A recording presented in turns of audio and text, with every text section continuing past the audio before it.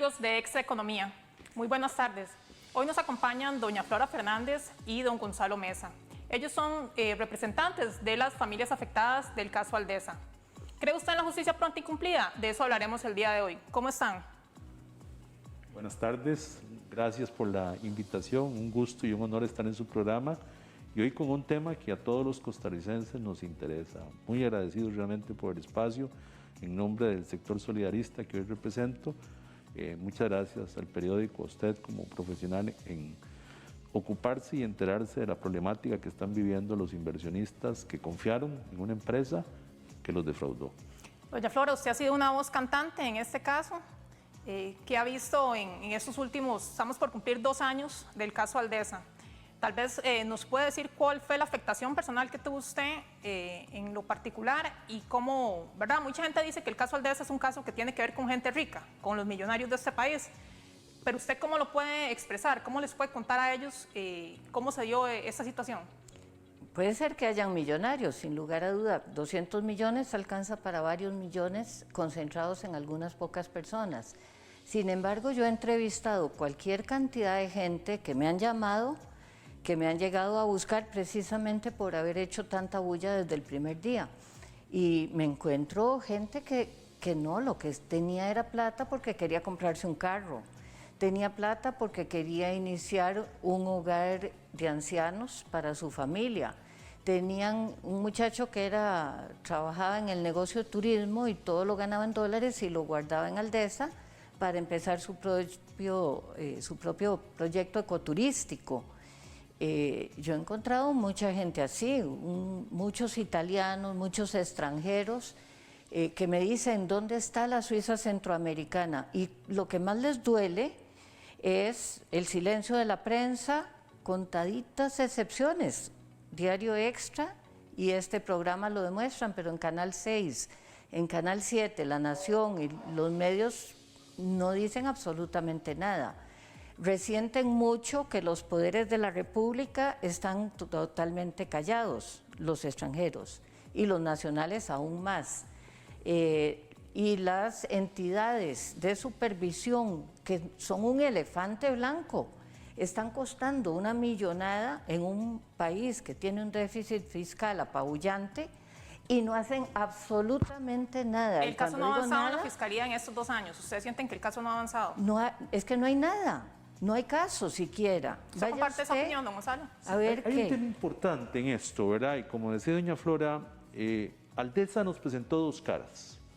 Una cara que era la pública, la organizada, la que estaba supervisada, que era parte de algunos de sus negocios, y otra empresa que la metieron ahí, que no estaba supervisada. Y ahí es nuestra principal queja. El solidarismo es una organización social que se inspira en el mejoramiento de calidad de vida y cuando nos atraen con las inversiones, con un rendimiento aceptable de mercado, ellos tenían el deber de conocer a ese inversionista. El primer deber de alguien que capta en el mercado es saber a quién le está pidiendo que ponga los recursos.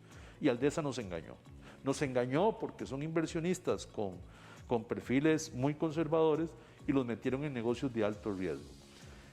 Nosotros tenemos 2 frentes, un frente en el proceso normal civil y un proceso penal, porque uno de nuestros clientes, una asociación solidarista que represento, le dio el cheque al puesto de bolsa, el ente supervisado, y la plata termina en la Corporación Aldesa, que era un ente privado que nunca nos hablaron de ello. Ahí faltó supervisión por parte de la SUGEVAL. Indudablemente, planteamos la denuncia. ¿Dónde estaba SUGEVAL? Es más, SUGEVAL tuvo conocimiento de que estaban operando con actividades que ellos mismos hicieron pública, que no pudieron llegar a cumplir los requisitos y lo siguieron haciendo en forma privada y aquí no ha pasado nada en este país. ¿Usted cree que el caso de Aldesa podría repetirse? Mire, la supervisión es lamentablemente muy, muy mala. O sea, es un riesgo. Ya los que tenemos un poquito de edad hemos visto en este país cómo nos han defraudado y puedo devolverme en el tiempo de casos que se han dado y que no se han resuelto y que quedaron ahí en la nube. Primero, captaciones que igual que salen al mercado y no hay la debida supervisión. En el tema penal, pues estamos tristes, por llamar un término, ¿verdad? Podría decir como costarricense, de esa justicia que no la hemos visto. 2 años del proceso, a la semana que nosotros presentamos la denuncia se hicieron allanamientos, hay una bodega llena de documentos, teníamos 8 fiscales que iniciaron participando, hoy tenemos uno, alegan presupuesto. Entonces el caso no ha avanzado, está parado y los activos que respondían por esas inversiones se deterioran todos los días o se han rematado incluso algunos, Monte del Barco, por ejemplo, por mínimas cifras, ¿verdad? Entonces uno dice, ¿qué está pasando? ¿Qué pasa con eso, doña Flora? ¿Cómo se han organizado los inversionistas? ¿Qué se dice en Monte del Barco? Ya sabemos que hay unas fincas que han sido rematadas en Santa Cruz, Monte del Barco, que es un proyecto que también es del Grupo Aldesa, de la Sociedad de Fondos de Inversión, distinta a lo que estamos conversando, pero al final de cuentas todo es lo mismo, ¿verdad? Porque lo que le pase a una propiedad va a afectar que a ustedes les paguen como inversionistas. Correcto. El asunto es que los inversionistas estamos manos arriba. Es una cosa como al revés. O sea, los que deberíamos de estar presentando demandas y presentando algo, no tenemos a dónde presentar nada, es que no hay caso, no existe. Entonces, yo sería la primera en poner todo tipo de demandas y de interponer todos los recursos a mi alcance. Pero hay una demanda también, aparte del proceso que se está llevando en el juzgado concursal, que es la parte para el pago de ellos, hay también demandas en sede penal, ¿verdad? Por estafa. Es una retención indebida, es otro ¿verdad? De los... Sí, correcto. Aquí sucedió algo interesante que nos encontramos en el proceso de avance.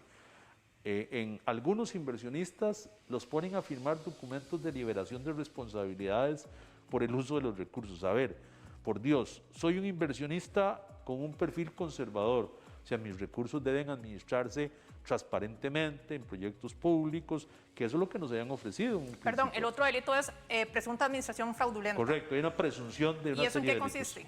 Bien, en este momento, ¿qué sucedió? El caso que tengo en nuestras manos, por ejemplo, le comento, nos capta el puesto de bolsa. El puesto de bolsa es una entidad que estaba debidamente supervisada, ¿verdad? Que nos ofrece un perfil de inversión donde está regulado.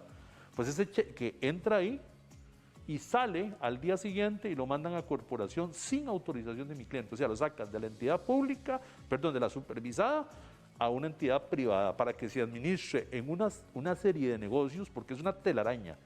O sea, cada inversión que hicieron inmobiliaria es un proyecto separado de toda la figura que nos hayan ofrecido. O sea, usted hizo un montón de negocios, de fideicomisos, que todavía no entendemos, y eso le va a tocar a quien le toque la intervención, ya está nombrado. Entonces, en la parte penal, para nosotros, indudablemente hay administración fraudulenta, hay una disposición de recursos no autorizada por el ¿Por cliente. qué las solidaristas deciden invertir en Aldesa? Bueno, como le decía, el perfil de una asociación es totalmente un perfil conservador, es decir, hacemos inversiones porque captamos recursos de los asociados y del patrón en el ahorro y en el aporte. ¿En qué se diferencia invertir en un banco? Porque podría uno pensar que invertir en esos instrumentos es de mayor riesgo. Vamos a ver, nuestro sistema financiero permite que entidades privadas te capten y lleven recursos, o sea, son intermediarios para el desarrollo de productos, pero con el entendido que al ser supervisados no pueden llevar el dinero a cualquier parte. O sea, ellos lo que hacen es darnos el servicio de captación y colocar los recursos en diferentes proyectos que se estén desarrollando, debidamente garantizados y supervisados por el Estado. Pero ¿qué nos pasó en este caso? Cogieron la plata por otra cosa. Imagínense que Monte del Barco salió de Costa Rica y se fueron para Panamá. Y después la regresaron y ahí perdieron millones de dólares. Bueno, no sabemos si la plata de nosotros está en Monte del Barco, porque no sabemos, nunca se nos dijo dónde fue el dinero, no se han podido explicar. En alguna oportunidad, don Javier Chávez, que es el presidente de Aldesa Corporación de Inversiones, había comentado que cuando durante todos estos años estuvieron ganando montones de intereses, nadie dijo nada, que ahí nadie se quejó. ¿Alguna vez ustedes sospecharon ¿verdad? Que había algo irregular o por qué les podían pagar más intereses que en un banco? Mira, exactamente lo mismo dijo Madoff en Estados Unidos, que era codicia de la gente, que la culpa era del inversionista. Exactamente igual. Bueno, ese fue condenado a 150 años de prisión, 6 meses después de que la Corte detectó que era una estafa. Y aquí hay una comparación que yo quiero que alguien abra los ojos y diga cómo es que 68.000 millones de dólares desapareció Madoff, inmediatamente estaba en prisión con una condena de 150 años. Aquí, hace 2 años, dice Javier Chávez que son 200 millones de dólares. Yo no sé. Que sumando los intereses en estos 2 años, habría que ver cuánto Lo más que se lleva. sea, pero digamos que devuelve el principal, nada más. No hay ningún indicio de que piensen devolver un céntimo, se van perdiendo activos, ni siquiera el edificio que tenía el de esa carretera Tres Ríos les pertenece. ¿Quién se apoderó? Si él dijo, aquí no se puede pagar un céntimo, por eso es que no nos pagan intereses. No podemos mover nada, porque entonces la corte, porque entonces el juez. Entonces, si no pueden mover nada, ¿cómo fue que vendieron todos esos activos o se han venido rematando? No se puede, si no se toca lo que no me han devuelto, no se toca lo que han rematado. Pero además, lo que dice el licenciado Mesa es que nosotros llevábamos el cheque a un puesto de bolsa, que es decir, es como que yo lo llevo, el Banco Nacional, actualmente yo trabajo con el Banco Nacional, por la Bolsa Nacional de llevo Valores. ahí el dinero, me lo ponen en un bono de la deuda o me lo ponen en un bono del ICE o en lo que sea. Así fue como llegó mi mamá a Aldesa, asesorada por un gran economista tico. Entró esa plata y ellos después empezaron que mire que le pagan más interés tal cosa, en el entendido, lógicamente, que era regulado. Pero hay un detalle adicional.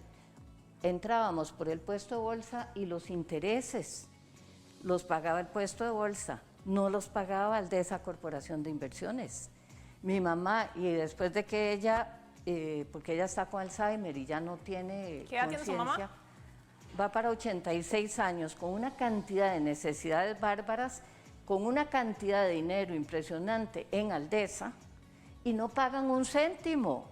O sea, yo tengo que trabajar ya pensionada para mantener a mi mamá en años muy difíciles, porque actualmente tener un negocio es muy difícil y ahí estoy trabajando duro.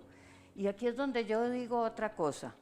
Si Aldesa en el año 2019 no nos pagó intereses y era el tiempo para echar a andar de nuevo la empresa, que al año siguiente el perito dijo esto no es viable, o sea, ahí no hay ninguna posibilidad de echarla a andar Creo de que nuevo. es importante también, doña Flora, aportarle a los amigos televidentes que Aldesa es una empresa con tenía más de 50 años en el mercado, es presidida por un exministro de Transportes, es asociado al sistema político de este país y su padre también se dedicaba a este negocio. Era una empresa que generaba confianza en los inversionistas, fue cofundador de la Bolsa Nacional de Valores, no era cualquier persona la que estaba ofreciendo este servicio. Hay un caso muy interesante, doña María, uno de mis clientes, una asociación solidarista, y esto es un testimonio que está totalmente certificado. Don Javier tuvo un escándalo por unos impuestos, como 500 millones que le pasa un cobro a Hacienda. Inmediatamente empezó a visitar, en caso de las asociaciones, porque inmediatamente reaccionaron a las juntas directivas y les dice que eso es persecución política, que no se preocupen, que a los 3 días él va a pagar. Aquí lo publicamos en Diario Extra. Correcto, ¿verdad? Exacto, fue una publicación de ustedes. Bueno, las aguas bajan. A los días vuelve a aparecer ya que no paga los intereses. Inmediatamente llega y nos dice, no, es un problema de caja, no se preocupen. Esa era una señal de alerta. Exactamente, ¿verdad? Y la tercera se da cuando ya no nos pagan, ahora nos mandó al Ejecutivo, nos dice, miren, no les puedo pagar. Y ahí es donde se prenden las luces rojas, ¿verdad? En este país, ¿verdad? Es increíble, ¿verdad? Es increíble porque el cinismo con que manejaron esto, porque días antes incluso tengo asociaciones que renovaron inversiones con Pero ellos. es importante que esa plata no es de las solidaristas. Eso es importantísimo, es de los trabajadores, claro. Ah. Mire, gente que hace un esfuerzo de verdad, trabajadores de a pie. Tengo una asociación que ya va 2 años que no ha tenido un solo excedente porque tuvieron que asumir la pérdida. O sea, no les alcanzó los excedentes del año, nos comimos parte del patrimonio de la asociación y ahora siguen pagando esa pérdida. Eso es una injusticia para este grupo de trabajadores que son conservadores. Y lo más grave, ese presidente de esa asociación fue uno de los que firmó esa nota que casi lo obligaron a liberar de responsabilidad, diciendo que él conocía que era una inversión sofisticada. Por Dios, ¿cómo le va a pedir a un trabajador con un nivel básico como el de este presidente que le estoy comentando, ponerlo a firmar este tipo de documentos? O sea, usaron todo, y usted ha hablado de una empresa de 50 años, ¿sí? Aldesa es una empresa de 50 años que por muchos años hizo las cosas bien en el mercado, pero de un momento a otro cambiaron, se volvieron ambiciosos y cambiaron la metodología y con mucha imagen usaron paralelamente, nos mandaban puesto de bolsa, la operadora, todos los negocios que eran claros, que tenían ahí claritos, y a la par nos metían corporación. Y si alguien le preguntaba, mire, ¿por qué cheque? No, no se preocupe, es lo mismo, somos los mismos. Nunca dijeron que era un riesgo, una inversión de alto riesgo como las que estaban planteando. Yo escuché a don Javier en un programa de televisión decir que sí, que los inversionistas sabían. Eso es falso, es mentira, don Javier. Usted nunca le advirtió a los inversionistas los riesgos que tenían ni sus ejecutivos, por eso están demandados también. Quería preguntarle a doña Flora, ¿qué ha pasado con los inversionistas? ¿Están ustedes en una actitud pasiva? Don Javier ha ofrecido que si se, ¿verdad? Con este convenio en el juzgado concursal podría pagarles a 8 años plazo. ¿Cómo ustedes ven eso? Entiendo que también hay una asamblea de accionistas que va a terminar también lo que va a ocurrir en Monte del Barco. ¿Cómo están viendo ustedes, los inversionistas, todo este proceso? Mire, los inversionistas con los que yo he hablado, que son muchos, todos vamos por la quiebra. Es la única salida aquí, que vayamos a la quiebra. Ese cuento de que en 3 años y en 5 años y en 8 años, en 8 años lo que hay es que todo caducó, todo prescribió, no hay declaratoria de quiebra fraudulenta, o ya Javier será adulto mayor y entonces seguramente está calculando que ya no va a enfrentar procesos penales, no sé. Pero aquí lo único que hay en este momento es pedir la quiebra para ver qué es lo que hay. Es que no se sabe qué hay. Entonces, ¿cuál es la...? un peritaje, ¿no? Un inventario de las propiedades también, de todo lo que estaba en todo el grupo, porque es un grupo financiero. Ya hay un perito que ha señalado la imposibilidad legal que tenía el proceso, ¿verdad? Entonces, ¿por qué eso es que doña Flora habla de la quiebra? Eso es lo peor que nos puede pasar o les puede pasar a los acreedores, ¿verdad? Pero será la causa. El concurso de acreedores, que es en lo que estamos en este momento, nos da la posibilidad de tomar el control del proceso si hay viabilidad para recuperar. Pero imagínense que ya a ese nivel la recuperación no será ni, o sea, no estimamos ni el 30 o el 40%. Y si nos vamos a la quiebra, como está este proceso, y toda la maraña legal que han tenido, porque don Javier ha contratado abogados muy prestigiosos para que lo defiendan, entre ellos el esposo de doña Emilia, que es el defensor que él tiene, y eso ha provocado que doña Emilia tenga que separarse indudablemente, ¿verdad?, del proceso, y imagínense el nivel de inversión que ha hecho, ¿verdad? Tiene una cuadrilla de abogados de primer nivel, ¿verdad?, en este proceso. Entonces hay una maraña legal en este proceso que no nos ha permitido avanzar. Ahora hay un punto que es interesante y es lo que encuentran cuando se le rechaza el caso en el juzgado concursal un par de veces, encuentran que a nivel contable había un enredo ahí, ¿verdad? Claro. De dónde estaban las platas, ni qué era esto, ni qué era lo otro, no estaba separado. No son grupos de inexpertos. No. Tenían 50 años en el mercado bursátil inmobiliario. Así es. La esposa del señor Chávez trabaja en el Banco Interamericano de Desarrollo. No estamos hablando de gente que no tenía expertise en estos manejos. ¿Cómo interpretan ustedes eso? La jefe de gabinete económico, el señor presidente de la República actualmente, ¿verdad? Así es que no era gente que no tenía conocimiento, no era gente que venía a probar en el mercado, todo lo contrario, tenían, como usted dice, los atestados de Aldesa eran respetables, y por eso fue que la gente invirtió. Ese cuento de que eran inversionistas que querían solo el lucro no es cierto, no es aplicable. Si usted ve el perfil del 75% de inversionistas, son gente que tenía los ahorros de su vida, trabajadores solidaristas que hacen un esfuerzo por ahorrar y tener un dinero para invertir. Posiblemente sí, es atractivo el interés de la mayoría de personas tal vez, pero tampoco es que nos pagaban el doble del mercado, no, eran unos puntos adicionales de la diferencia de mercado, y que ellos decían que ese interés que estaban ofreciendo no era por riesgo, eran por su capacidad de negocios.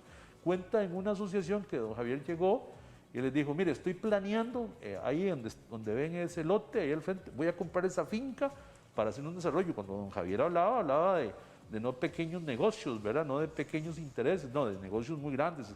Es un tipo brillante para crear ilusiones, y lo hacía muy bien, ¿verdad? Ese era, él se presentaba personalmente en principio. Lástima que nos dejó dar la cara, porque ahora no nos ha querido dar la cara. Ahora, se ha hablado también en este caso de el tema del esquema Ponzi, ¿verdad? Eso pues tendrá que determinar la fiscalía si ocurrió o no ocurrió así. Sí. Pero lo que implicaba era justamente, ¿verdad?, que la plata que ingresaba se utilizaba en otra cosa y cuando ingresaba otra plata le pagaba a uno y así iba dando vueltas en círculo del dinero. Así es. ¿Cómo lo han analizado ustedes? Sí, sí, nos parece porque yo le comentaba que en un momento determinado esta asociación, esa perdió $460,000. Esta asociación solidarista, que es de trabajadores de la parte de servicios, trabajadores con salarios promedio de $1,000 en este país, un grupo de trabajadores que ahorran y les ofrecen esta captación días antes de que declararan el no pago, les hacen una captación. O sea, entonces no es cierto que ellos estaban advirtiendo lo que había en el mercado, simplemente se les agotó la maquinita, se les agotó la liquidez y entonces fue cuando ya decretan no pagar intereses, ¿verdad? Sabemos, no nos consta, pero alguien ha informado que han andado tocando puertas ofreciendo algún tipo de arreglo, pero es ridículo, están ofreciendo ni el 20% de las inversiones que se hicieron, ¿verdad? Pero de todas formas no pueden ahorita arreglar nada porque el proceso está abierto. Seguiría cometer una ilegalidad en caso de que estuvieran Eso es lo que tocando nos puertas. extraña, ¿verdad? Y hay gente que ha guardado silencio. La lista de inversionistas llegaba a más de que 500. Eran más de 500. Sí, entonces nos llama la atención. El proceso penal que usted comentaba, cuando nosotros nos unimos, eran tres inversionistas afectados. Hoy creo que suma más de 30 la última Más vez de 30 en este momento. En este También, doña Flora, hay proyectos inmobiliarios. ¿Qué se sabe, verdad? Gente que iba a comprar su casa, era gente de clase media, no estamos hablando de gente adinerada, que, verdad, dio una prima porque esperando que le dieran la vivienda y al final de cuentas se quedaron sin nada o al menos están esperando a que la alcaldesa les dé una respuesta. Es que esa es la otra cara de la moneda. Hay incluso una presentación, yo creo que todavía está en internet, de Terraverbena. Sí. Ahí Javier Chávez, todo ampuloso, mostrando, y lo que se ve es de unos tractores y unas vagonetas moviéndose y como unos lotecitos, algo, pero hay cantidades de gente que pusieron los ahorros de su vida para tener casa propia, que me han dicho, uno de ellos, que le dijo a la esposa, este es el último año que pagamos alquiler, el 2018, y el 2019 ahí no habían ni 50 medio paredes que simularan casas, y además el que hizo los movimientos de tierra no le pagaron, entonces se embargó. O sea, no hay absolutamente nada. Aquí no nos engañemos. Estamos hablando de un proyecto inmobiliario en Alajuelita, ¿verdad? En Alajuelita, que era Málaga City, que después se llama Terraverbena. Mi mamá tenía en La Balbina, yo fui a buscar La Balbina, que es allá por La Garita, en Alajuela. Ni siquiera existe nada que uno pueda decir, ah, bueno, ahí es donde está el lote o la finca.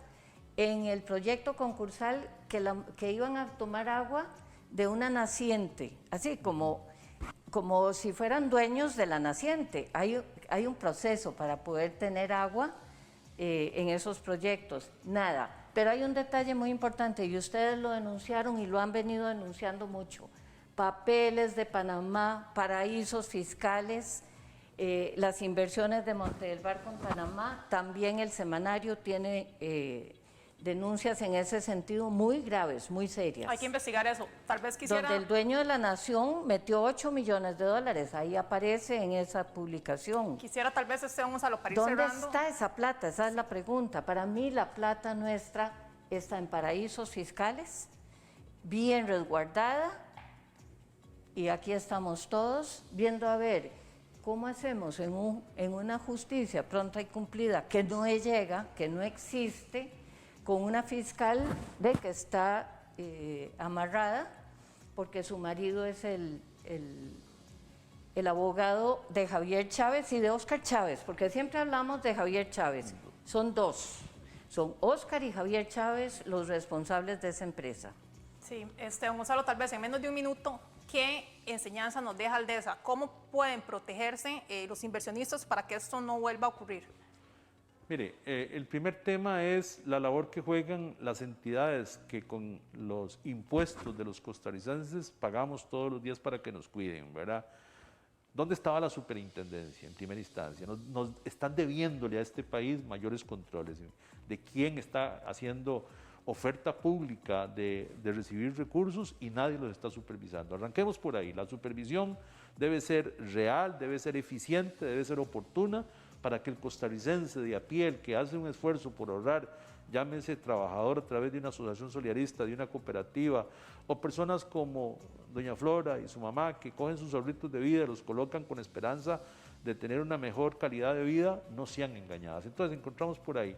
La segunda, pues contar con asesoría responsable, ¿verdad? Me parece que a veces muy a la ligera se permite abrir la puerta a cualquiera. Yo creo que hay que ser más cuidadosos en ese sentido. ¿Y una tercera? Y una tercera, pues busquemos entidades que realmente nos den tranquilidad. Las del Estado, por lo menos, nos garantiza en su manejo que tienen el respaldo del Estado costarricense. Entonces, digamos que un inversionista, desde mi perspectiva, conservador, ¿verdad? El que quiere arriesgar, pues bueno, asesórese, edúquese, ¿verdad? Si quiere arriesgar, pero no son tiempos de hacer eso. Yo quisiera terminar preguntándonos dónde está el dinero, igual como dice doña Flora. Yo hice como abogado, Esa es la pregunta del millón. una investigación de Corporación Aldesa, y lo que tenía una finquita en Alajuela que tenía como 25 demandas, ¿verdad? Todo el mundo... No le aparecen propiedades. No le aparecen. Entonces, ¿dónde están los dineros? Porque si él dice que el dinero fue ahí, que nosotros sabíamos que lo estaba recaudando Corporación, que nos diga entonces que lo hizo. Lo han diluido en una red de inversiones que yo creo que solo estos señores saben cómo está constituida.